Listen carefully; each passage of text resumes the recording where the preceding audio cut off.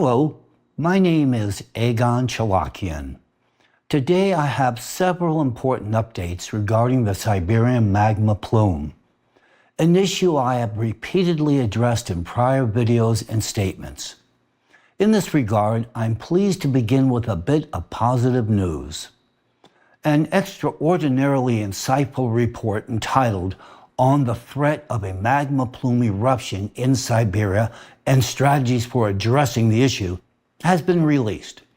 This report was prepared by a team of Alatra scientists, subject matter specialists, and volunteers. It is worth noting that it was precisely for revealing similarly sensitive classified information about the Siberian magma plume, which had heretofore been withheld from the Russian public by the state, that triggered the persecution of Alatra International Public Movement initially. With Alatra having since been designated an undesirable organization in Russia, with member constituents subsequently falling victim to public humiliation, criminal prosecution, interrogation, and torture, it is vividly clear that such extreme and indicting actions undertaken by Russian officials provide mute testimony to the worth of the information revealed in both the report and my earlier online communications. The report retains a sniper's focus on the potential threat posed by a breach of the Siberian plume. Let me remind you yet again what this means. Imagine a massive surge of searing hot magma rising rapidly from the depths of the earth, directly beneath Siberia. In essence, it is similar to the plume beneath the infamous Yellowstone supervolcano in the United States, save for the fact that the difference in the scale is staggering. While indeed threatening, the Yellowstone plume merely underpins a supervolcano of local magnitude, whereas the Siberian plume, in comparison, spans an area nearly equivalent in size to the entire continent of Australia. Approximately 250 million years ago, a similar plume in Siberia triggered the most catastrophic mass extinction in Earth's history, generally referred to as the Permian Great Extinction of Species, during which point in time about 95% of all marine species and 70 to 75% of all terrestrial vertebrates perished. Alarmingly, we are now witnessing an eerily similar scenario unfold. The modern Siberian plume poses a threat no less severe than its ancient counterpart. According to scientific calculations, if it were to breach the surface in a single cataclysmic event, its explosive force would exceed the most potent known Yellowstone super eruption by a factor of 1,000.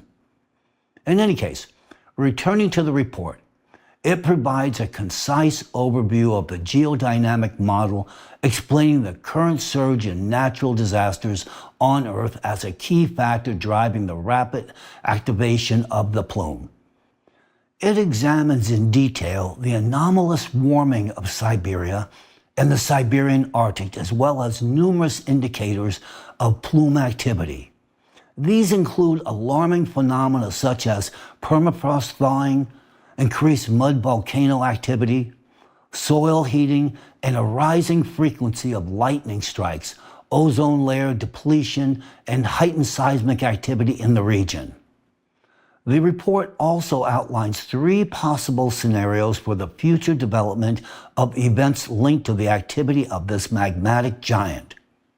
Additionally, it thoroughly explores existing volcanic geoengineering methods and proposes a concrete program for the planned controlled degassing of the Siberian plume as a means of mitigating catastrophe. Thus, this report is not merely a scientific study, but instead it should be deemed a comprehensive action plan aimed at averting a potential geological disaster of global proportions. Next, I want to highlight the degree to which certain individuals within the Russian government are aware of the threat posed by a Siberian plume breach. The question arises, therefore, what have these individuals, who have long had access to information about the Siberian plume and who wield power in Russia, done in response? Their measures can be broadly categorized into 4 groups. Unfortunately, none of these involve actually mitigating the threat of a plume breach. For your edification, the 4 spheres of activity, or inactivity as I suggested, are 1. Dissemination of disinformation. 2. Willful concealment of information from the Russian public. 3. Laying claim to natural resources and wealth accumulation. And 4. Employment of government intimidation and force. Within the context of recent events, let us examine each of these measures routinely employed by specific factions within the Russian government. The first measure employed by certain factions within the Russian government, those actually aware of the threat posed by the Siberian plume, is dissemination of disinformation. Here is a recent particularly illustrative example of this tactic in action. In February of this year, that is to say last month, the Russian state-owned television channel NTV aired a segment on the Siberian magma plume, featuring several excerpts of this humble servant's earlier work. NTV is one of Russia's largest federal television networks, ranking second in viewer popularity nationwide. It presents itself as a channel specializing in news, broadcasting, documentary films, and investigative journalism. It is worth noting that NTV is part of the Gazprom Media Holding Group, which was founded by its namesake, Gazprom. This publicly traded corporation stands as Russia's largest energy company and one of the world's leading energy giants, controlling a quarter of the planet's natural gas reserves. NTV produced this segment on the Siberian plume in the style and format of an investigative video, clearly sparing no expense on its production budget. I must acknowledge that the investigation itself, as well as the presentation of evidence regarding the plume's activation, was conducted at a very high level. However, the conclusions drawn by the journalist and the way the segment ended regrettably descended into tabloid sensationalism. Anyway, allow me to provide an overview of the materials presented in this video, as many of them hold significant practical value.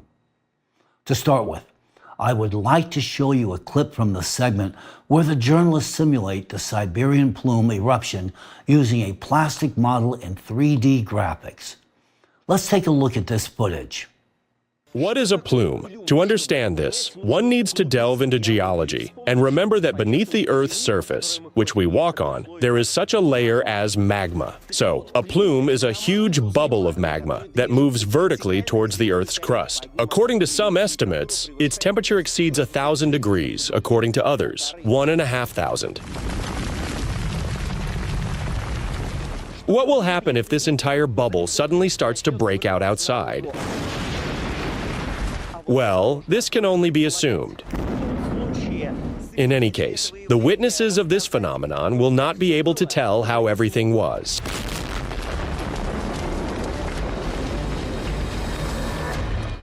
Despite this segment's visual appeal and the excellent work of the camera crew, I must point out a fundamental flaw.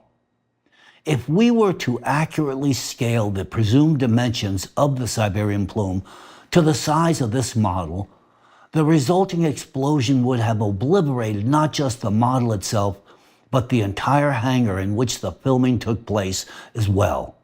Of course, I understand that this artistic element of the video was never intended to achieve scientific precision. However, at very least, I am compelled to reiterate a critical point I have all too often postulated in the past, and that is, the plume is not a volcano. I find myself having to repeat this over and over as journalists continue to perpetuate this misconception. Volcanoes are localized, point-source geological formations, whereas plumes have the capacity to affect areas of size of entire continents and trigger planetary scale changes. Volcanic activity is driven by processes in the upper mantle and Earth's crust, whereas plumes originate from the depths of the mantle itself. This deliberate distortion of the facts serves to downplay the true scale of the threat. In the next segment, which I invite you to watch, the journalist travels to northern Siberia, to the city of Norilsk, the presumed epicenter of the plume's ascent. This is Norilsk. Looking into this cold, snowy landscape, it's not so easy to believe that here, from under the layer of permafrost, heated magma can burst out, which promises a global ecological catastrophe not only to this city and not only to Siberia, but to the entire world. With Norilsk, something is indeed happening. Many houses are in cracks. Suddenly wet, yes? At some moment in 2022 to 2023, during between seasons, they suddenly, yes. This is Mikhail Jushkov. This is how his entrance looks. This is how his apartment looks. Here it went, a crack here, here, yes. This is a load-bearing wall, right? Yes, a load-bearing wall. Or here, for example, windows. Here's a crack and here's a crack at the same angle, yes. And here's what happened to the staircase, which was still even recently. Look. Here's such a skew. So, yes, part of the house is indeed going down. Residents blame the management company, but looking at the city as a whole, the tendency is completely obvious. From the built residential houses, around 1,000. Yes, over 200 of them have some signs of deformation. Yes, that is, around 160 houses have already been demolished. Ali Gushad Karimov, director of the Arctic Research Institute of Geotechnical Safety, the reason is completely clear to him. This is the thawing of permafrost. That is, soils begin to thaw, and accordingly, the calculated bearing capacity of piles is lost. The question is whether the ground is thawing so rapidly, including because of the approaching plume. Take note of an intriguing fact uncovered by the journalist. Between 2022 and 2023, the foundations of buildings constructed on permafrost began to subside rapidly, causing cracks and structural distortions. This phenomena has affected the entire city, with 160 out of 200 damaged buildings already demolished. Let me remind you that Norilsk is the northernmost city in the world, with a population exceeding 150,000 people. It is located about 300 kilometers north of the Arctic Circle. Yet in the video, the journalist insists that this permafrost thawing is simply a result of climate change and greenhouse gas emissions. Allow me to ask a few what I consider to be blatantly obvious questions. They claim that methane is rising, spreading and generating heat alongside CO2. Why then is this gas supposedly being released only in this specific area and remaining concentrated in the local atmosphere? What is preventing it from dispersing? Yes, cyclones come and go, but what do methane emissions from the subsurface have to do with this process? And yet the public is being quite literally told that gas is seeping up, settling and altering temperatures. This is laughable. What they are saying is quite literally an outright lie. Gases and cyclones are dispersed by wind, and the atmosphere is constantly in flux. Methane releases from below mixes with the air and is carried across the globe, even as far away as America. No matter how much gas is emitted under Norilsk, it will be transported by atmospheric currents and distributed throughout the entire atmosphere. It is physically impossible to form a methane dome and trap it over Norilsk. People are being deliberately misled by someone's orders, following directives from a shadow authority. Russians, they are making fools of you. According to these explanations, it seems that gas accumulates rather than dissipates, as if it were somehow exceptional and unwilling to leave the territory. Perhaps this gas is exceedingly patriotic. The methane released near Norilsk is apparently so patriotic that it refuses to cross borders. Such an explanation for Siberia's anomalous warming is brainwashing and a reliance on patriotism, albeit utterly irrational. It is unacceptable and intellectually insulting to treat people this way, as this issue directly impacts upon their lives and the lives of their children. Now let us return to the facts rather than the speculation presented in NTV's video. On your screen, you now see two soil temperature maps based on data from Roshhydromet for the years 2021 through 2023. If we compare soil temperature trends at a depth of 320 centimeters, or about 125 inches for the periods 1976 through 2021 and 1976 through 2023, a distinct anomaly in the minimum soil temperature emerges on the trend map between 2021 and 2023. This anomaly is precisely in the region where Norilsk is located. This means that the lowest recorded soil temperatures have risen, indicating that the ground is no longer cooling. In other words, at the very time when Norilsk residents began noticing increasing cracks in the load-bearing walls of their buildings, the permafrost in the specific region of Russia's vast frozen landscape started warming. According to expert assessments, permafrost covers approximately 11 million square kilometers, that is to say 4.2 million square miles in Russia, spanning nearly 65% of the country's territory. Yet within just a few years, this new temperature anomaly has emerged in this particular zone.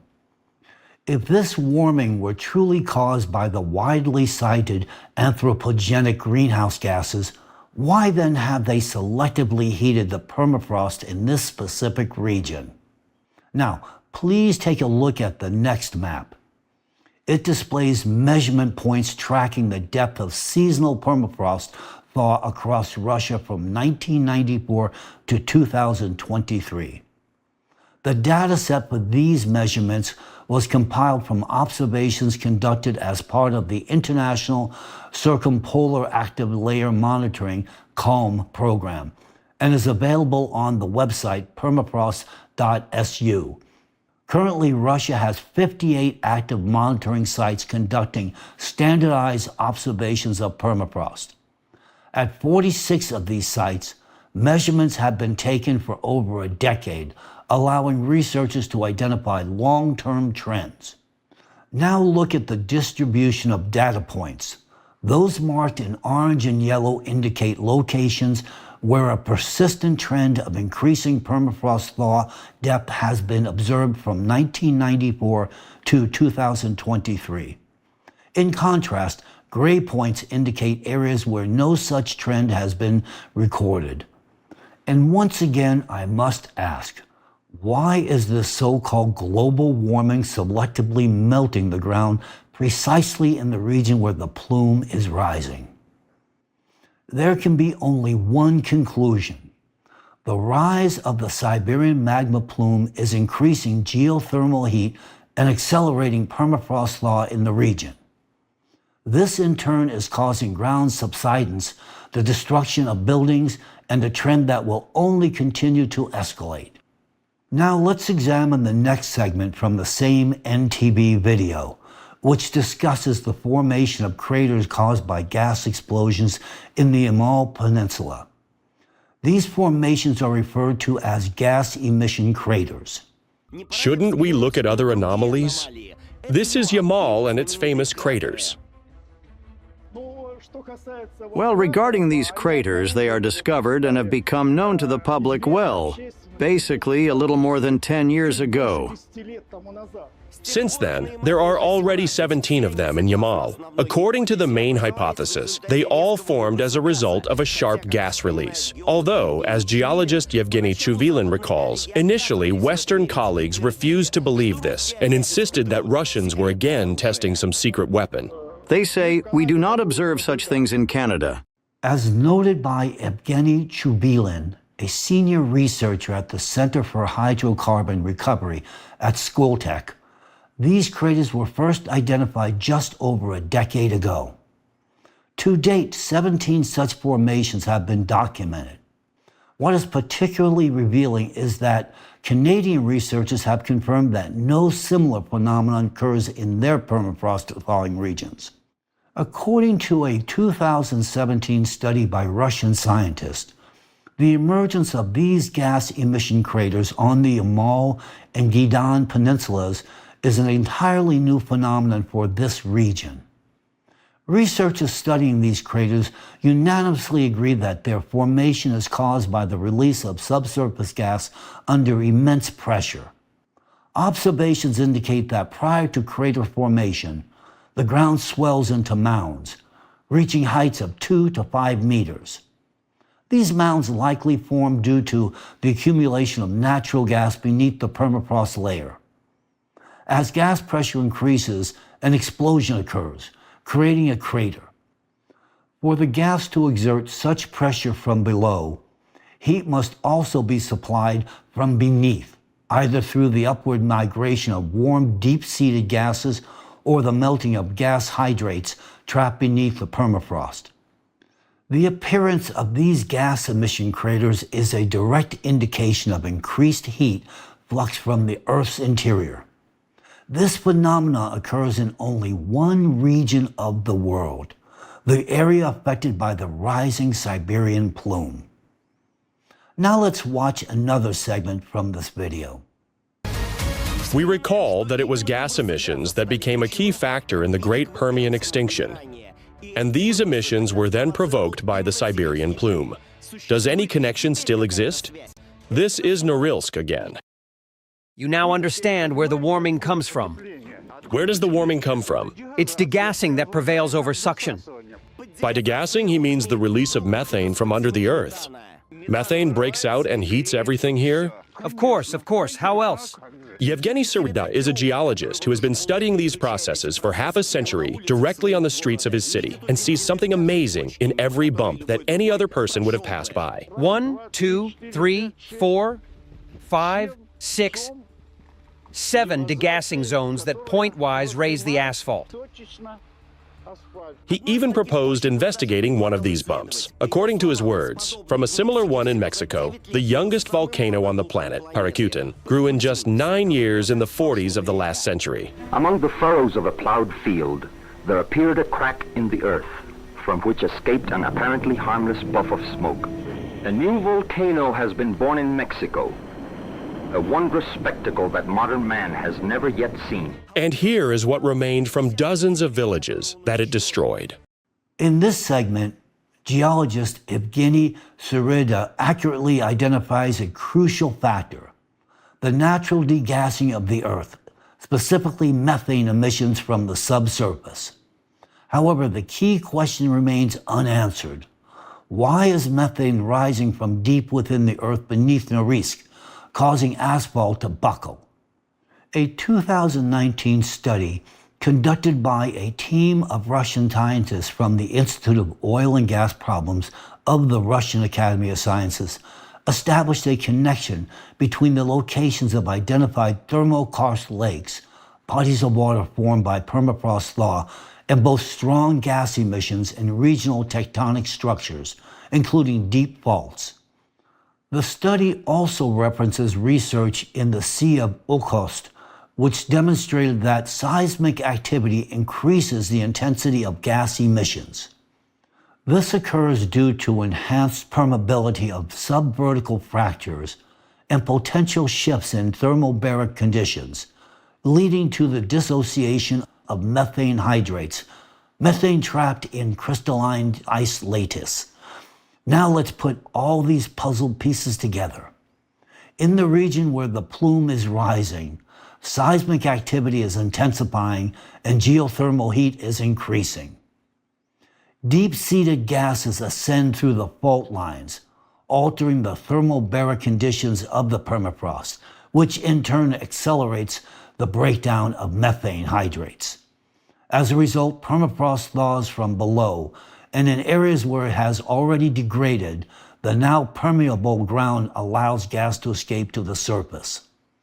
Thus, the very evidence meticulously gathered by NTV's journalist fully corroborates the growing activity of the Siberian plume. For that, we owe them our sincere thanks. And now, let us move on to the part of NTV's video where its creators, despite compiling this invaluable material, proceed to draw conclusions that are not only bizarre and also absurd, but also conspicuously patriotic, clearly dictated by their masters from the outset.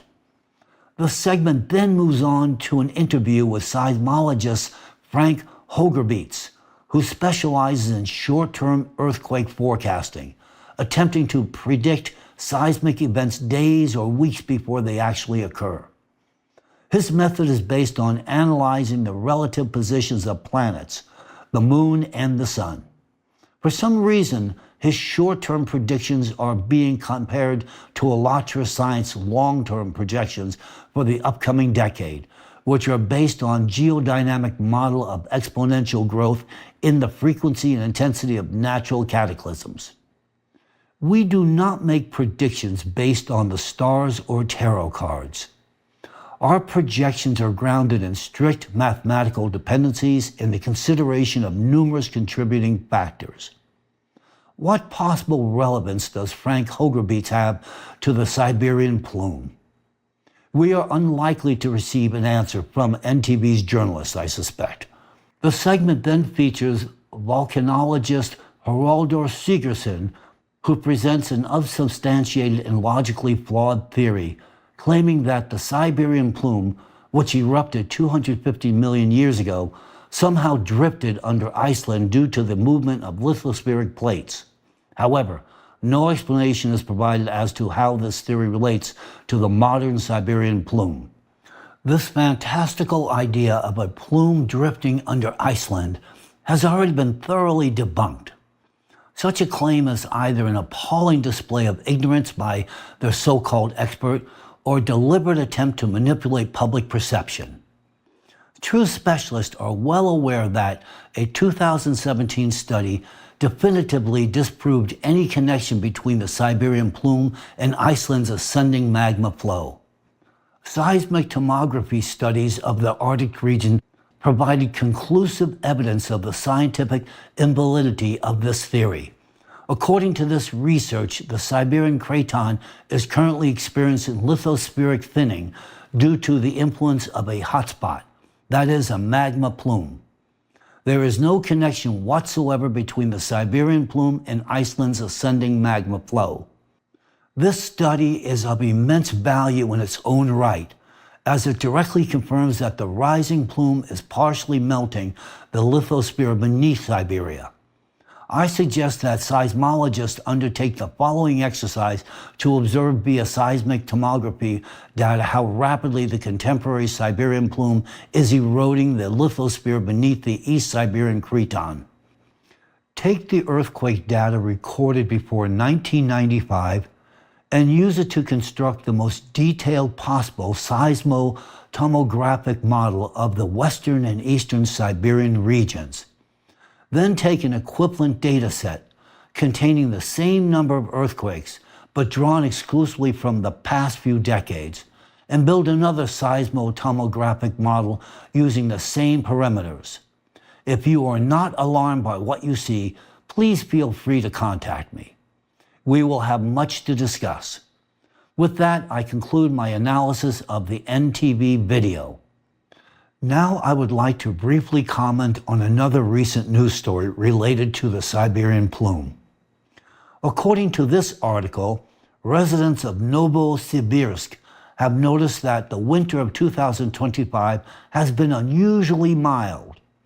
The article states, quote, "Social media is abuzz with discussions about the monstrous supervolcano hidden beneath the Siberian earth, allegedly awakening. Mentions of a magma plume in Siberia are growing increasingly frequent. Science fiction-minded authors claim that soon, not only Siberians but the entire world will face an environmental catastrophe. Interestingly, this media noise is even accompanied by quotes from so-called unofficial sources, referring to a subterranean giant with a diameter of 2,000 kilometers, accelerated warming in Siberia, and heat rising from Earth's interior. Given the ongoing warmth in Siberia, these theories no longer seem entirely absurd, and among the more anxious, they are causing serious concern. End of quote. After that, Natalia Kichanova, head of forecast department at the West Siberian Directorate for Hydrometeorology and Environmental Monitoring, ostensibly dispels citizens' heightened anxiety by explaining that heat reaches Siberia via the northern coastline of Arctic seas through northwest Russia. What can I say in response to this? Take a look at the 2025 report from Roshydromet. In December 2024, average daily temperatures in the northern Krasnoyarsk Krai exceeded 10 degrees Celsius, that is to say 18 degrees Fahrenheit, above normal. Throughout the entire month, the region's daily temperatures remained 5 to 10 degrees Celsius higher than the climatic norm. And this occurred beyond the Arctic Circle during the polar night in December. The map from the report clearly shows that there was no heat transfer from northwestern Russia. On the contrary, the warmth originated in central Siberia and spread across the country. Unfortunately, expecting a deeper analysis from a single hydrometeorological agency is unrealistic. To fully grasp the scale of planetary changes now unfolding, we need a comprehensive approach. A concerted effort involving specialists from all natural science institutions and research organizations. Now I want to show you yet another striking example of the disinformation campaign aimed at suppressing awareness of the Siberian plume. While scientists relying on seismological and geothermal data are warning about the risk of plume activation, the propaganda machine continues to deny its very existence, feeding the public outright fantastical explanations instead. And here we have the hypothesis of the strategy. In March 2025, several Russian media outlets, including Orthodox portals, suddenly resurrected the name of none other than the American mystic Edgar Cayce. An article titled, "Run to Siberia, where Americans will seek refuge from natural disasters," claimed that Cayce predicted back in the last century that Siberia would become the safest place on Earth during the era of global upheavals. And how convenient that they remembered his prophecy at this exact moment. Apparently they have run out of scientific counter-arguments against the facts surrounding the Siberian plume. Instead of referencing objective data from Roshydromet or studies from the Russian Academy of Sciences, the Russian public is now being asked to believe in the prophecies of an American clairvoyant. Amusing, isn't it? In a country where, as of 2025, any scientific collaboration with foreign colleagues requires FSB approval, and public scientific statements must be filtered through security agencies, Russian media sources are suddenly quoting an American mystic. Or perhaps we should ask the Orthodox authors of these publications, is it not blasphemous to encourage Russians to put their faith in a foreign seer instead of relying on sober analysis of facts? And where is Dvorkin in all this? This might have been laughable if not for one crucial fact. In the 21st century, at a time when scientific progress has the potential to save billions of lives, disinformation continues to drown out the voice of science. And we are already paying the price for this stupidity. Now, let us move on to the next tactic employed by certain factions within the Russian government, the suppression of information. The example we will examine is shocking in its sheer cynicism. On March 2nd, a magnitude 5.1 earthquake occurred at the depth of 10 kilometers south of Taimyr Peninsula, beyond the Arctic Circle in Krasnoyarsk Krai. This was a serious warning sign for two key reasons. First, This was the first recorded earthquake in this area since 1900. In other words, in the entire history of seismic monitoring. Second, the event immediately registered at magnitude 5.1 with no preceding foreshocks of lower magnitude, as is typically observed before significant seismic activity. Yes, this earthquake was located 650 kilometers from Norilsk and just over 280 kilometers from the village of Hatanga, and it was hardly perceptible to people. However, the very occurrence of seismic activity in this region speaks volumes. The pressure exerted by the plume on Siberia's lithospheric blocks continues to build at an inexhaustible rate. The earthquake occurred on March 2nd, and due to its unprecedented nature, the media immediately noticed it. Yet by the following day, several news portals had removed their articles on the event, and records of this earthquake vanished from multiple earthquake monitoring applications. Moreover, it was never even entered into certain seismic databases. It appeared as though a full-scale operation had been carried out, a coordinated effort to erase this event from official statistics. However, because information about the seismic occurrence had already spread widely across the internet, the attempt to erase it from the public record ultimately failed. Observant and honest journalists, unlike those who deleted their publications, have noted that seismic activity in Russia's Arctic regions has been on the rise since early 2025. For instance, on February 28th, a magnitude 5.2 earthquake struck off the coast of Siberia in the Laptev Sea. Such a powerful earthquake in the outer reaches of the Arctic Ocean is an extremely rare occurrence. On February 8th, another magnitude 5.1 earthquake occurred in the southwestern part of Yakutia, a highly unexpected and uncharacteristic event for this location. Moreover, in mid-2024, the Regional Ministry of Emergency Situations issued a warning that despite the historically low seismic activity in Yakutia, earthquakes of up to magnitudes 8 could still occur. Seismic activity in Siberia will only continue to escalate. This will happen both in the region of the rising magma plume and along edges of the lithospheric blocks of the Earth's crust, where the plume is exerting increasing pressure.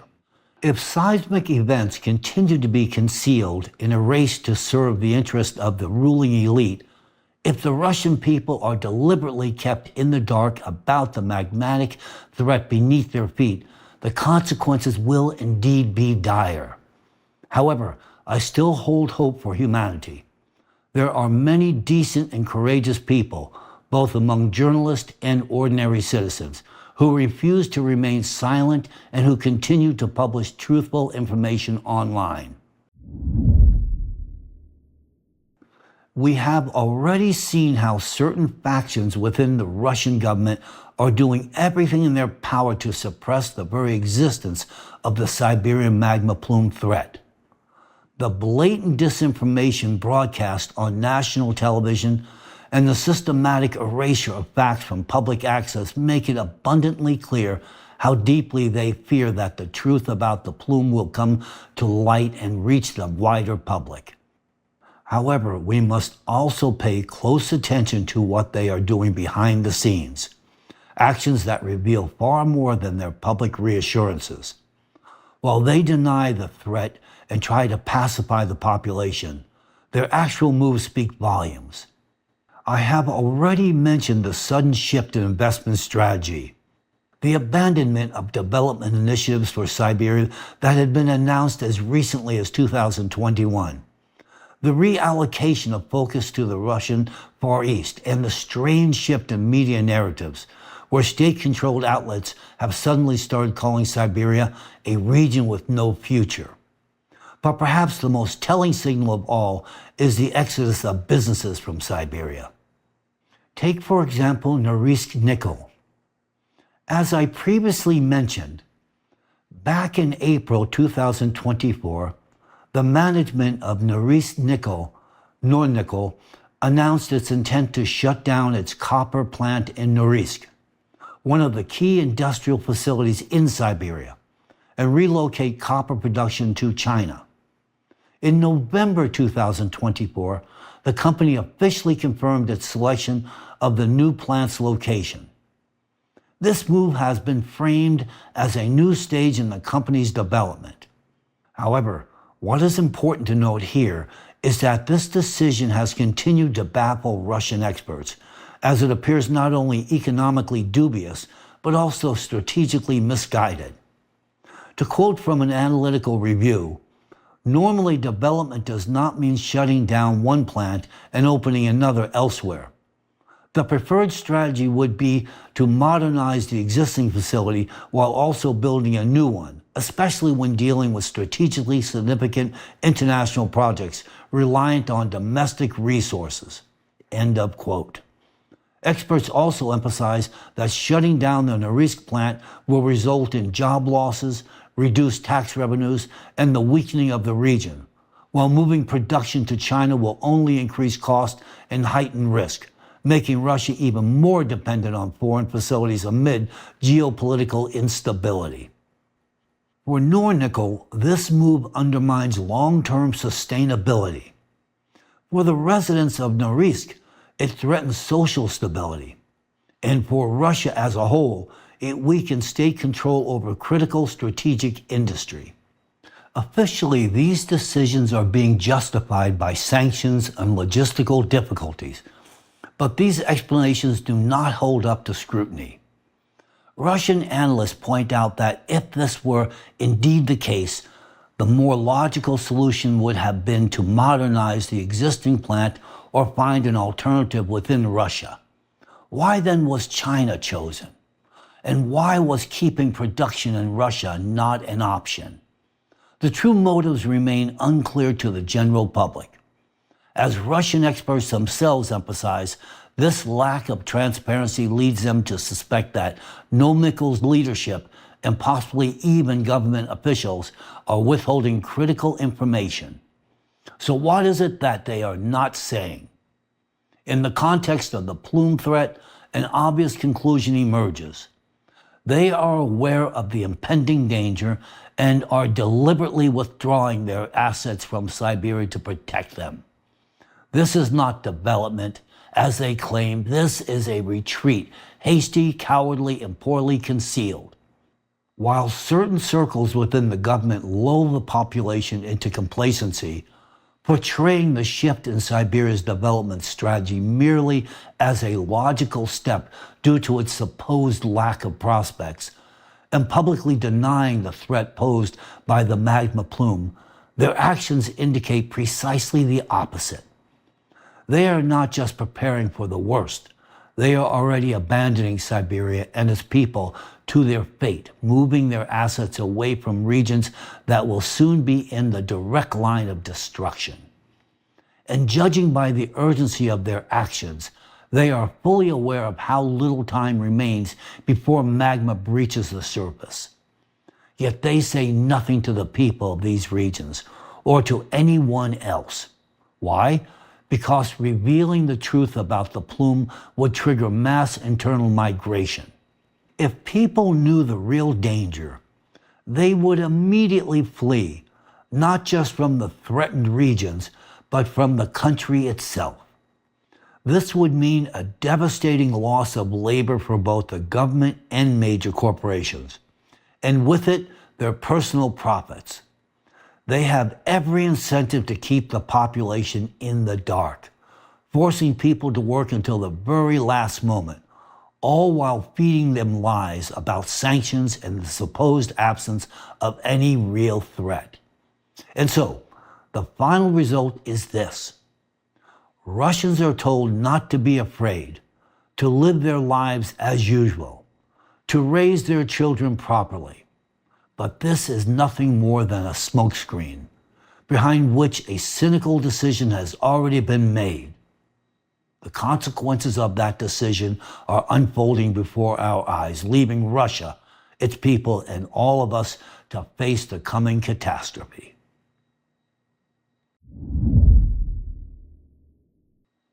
Since this parallel power structure in Russia clearly has a well-defined plan to ensure that the population never learns the truth, they ruthlessly suppress any attempts by scientists or organizations to expose it.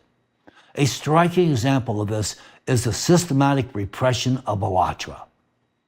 In my previous statements, I have already mentioned that after Alatra volunteers presented classified information about the activation of the Siberian plume to responsible authorities in Russia in 2014, the FSB initiated a campaign aimed at discrediting the Alatra movement and its scientific data, not only within Russia, but also in Ukraine and European countries through its agents of influence.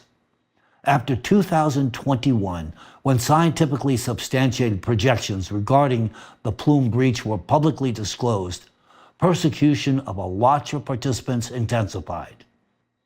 By 2023, Alatra was officially designated an undesirable organization in Russia.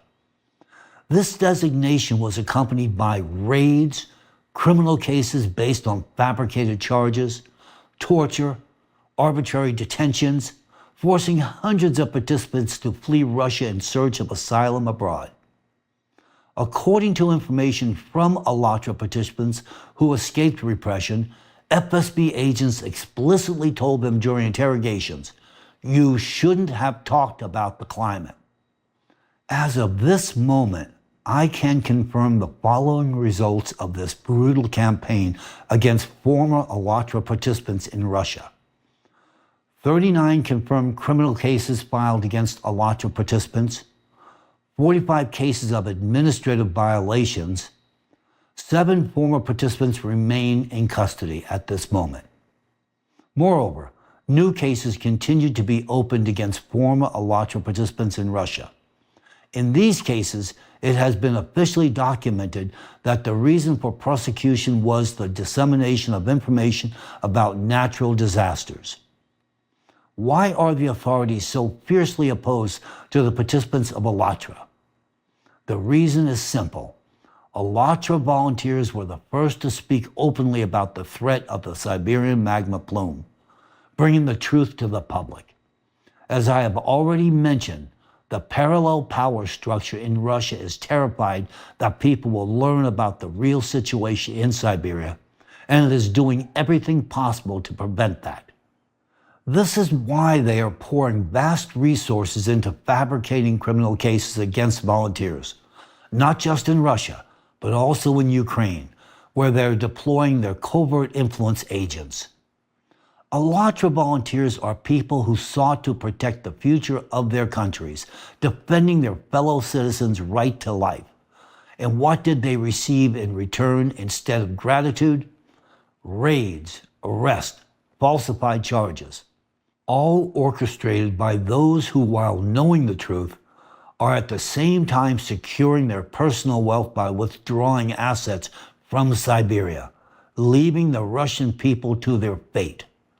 But these shadow authorities did not stop there. Now, not only former Alatra participants are being targeted, but also ordinary people who dare to speak publicly about the increasing number of natural disasters.